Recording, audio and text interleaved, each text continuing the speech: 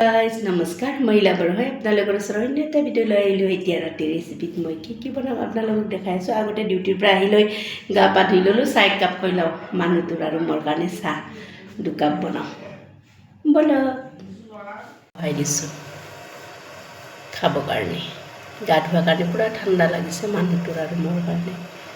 লাল চাহ 2 কাপ বনাই লওঁ এইটো মানুহটোক দিয়াৰ কাৰণে চাহ আৰু বিস্কুট লাল চাহ আৰু বিস্কুট ইফালে মই লৈছোঁ মই বাৰু বিস্কুট নাখাওঁ এতিয়া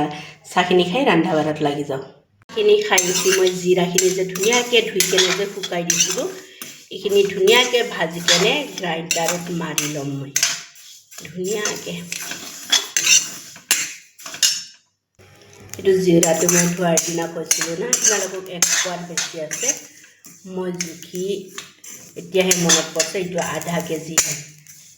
এইখিনি জিৰা পূৰা আধা কেজি হয় লাৰাই নাই পূৰা এতিয়া ভাজি কেনে ধুনীয়াকৈ গুড়া কৰি ল'ম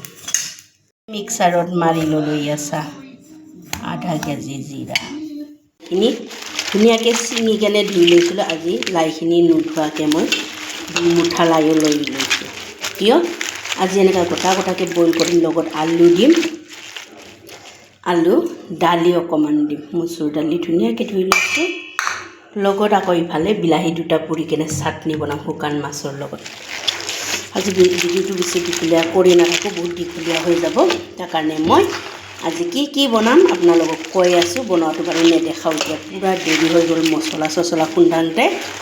লাই শাক বইল আলু দি কেনে দালি অকণমান দিম লগত বিলাহী আৰু শুকান মাছ চাটনি বিলাহীটো ধুনীয়াকৈ পুৰি ল'ম আপোনালোকে অলৰেডি গমেই পাই থাকে আজি এইটো দি আজি ৰাতি পৰিৱেশন কৰিম আপোনালোকে যদি মোৰ ভিডিঅ'টো চাই ইণ্টাৰেষ্টিং হয় লাইক কৰিব কমেণ্ট কৰিব শ্বেয়াৰ কৰিব বাই বাই লগতে গুড নাইট